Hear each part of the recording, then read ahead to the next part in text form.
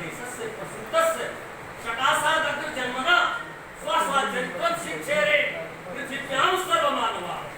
पृथ्वी के संपूर्ण मानवों को इस देश में उत्पन्न हुए अग्रजनों से अपनी अपनी शिक्षा लेकर के अपने अपने चरित्र का विकास करना, और वो चरित्र का विकास धीरे धीरे विनाश की श्रृंखला में आने लगा।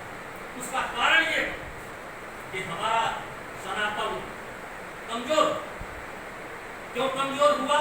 किसी ने पढ़ा नहीं कि हमारा सनातन है क्या, हम है क्या, और हमारे रग रग में, हमारे तन मन में किस प्रकार का रक्त संचालित होता है।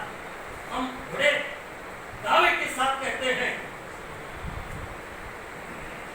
हम अपने बूते के बल पर कहते हैं, अपने पूर्वजों के बल पर कहते हैं कि देखिए हमारी करनी क्या थी, हम कर्म की फसल बोते और उस बीज का वपन करके उस फल को, एक बीज को उजागर करते। हमने कहा अलम भारतीय मतानाम विभेदे रलम देश भेदेन वैरेण जालम अजम शासतो धर्म एको धरायाम एकैकं सम न जनते भजन।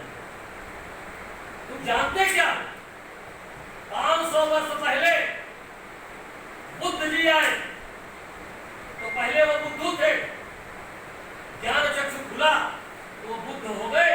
तो लोगों ने कहा बुद्ध ने एक धर्म दे दिया, बुद्ध ने ऐसा कुछ नहीं किया, बुद्ध ने बहुत अच्छा किया, बुद्ध ने संपूर्ण समाज को जगाने का कार्य किया, वो महापुरुष थे, उन्होंने कोई धर्म इस तरह से नहीं चलाया। हमारे सनातन धर्म की जो मुख्य मुख्य बातें थी उसका संकलन करके उन्होंने एक मत चलाया। आप विचार करके मोहम्मद साहब के पहले क्या क्या जैन धर्म जो आया उसके पहले भारत में कोई धर्म नहीं, 500 वर्ष था, यही धर्म था सनातन, जो कभी पैदा नहीं हुआ है, जो कभी पैदा नहीं होता है, वो कभी मरता नहीं है, वो शाश्वत होता है, अजर और अमर होता है। इसलिए मां जानकी जी ने शायद हनुमान जी को 155 में आशीर्वाद दिया था कि अजर अमर गुणनिधि सिद्ध हो तरह बहुत नायक। लगता है उन्होंने सनातन की इन पंक्तियों को संदेश देकर के अपने पुत्र को आशीर्वाद देकर के संपूर्ण जगत की माताओं को ये संदेश दिया है कि आप अपने पुत्रों को जीवन का आशीर्वाद दीजिए तो आपके पुत्र जो है सशक्त होंगे। अभी एक शब्द आया था, संगच्छध्वं संगतध्वं संगोमना सिजात्वां देवा भागं यथा पूर्वे संजानाना उपासते। ऐसा तो ठीक है, लेकिन हमारा कर्म पावन नहीं हुआ, हम अपने कर्म से विचलित होने लगे। आज संकल्प का दिवस है, कर्म पावन बने जैसा मन कीजिए, संत ऋषियों के पथ पर गमन कीजिए। राम योग कृष्ण दोनों यही कह रहे, मेरा पावन न गंगा वतन की। आपकी तालियां बंद है, ऐसा लग रहा है कि आपका धर्म है क्या? मैं बताता हूं, धर्म है क्या?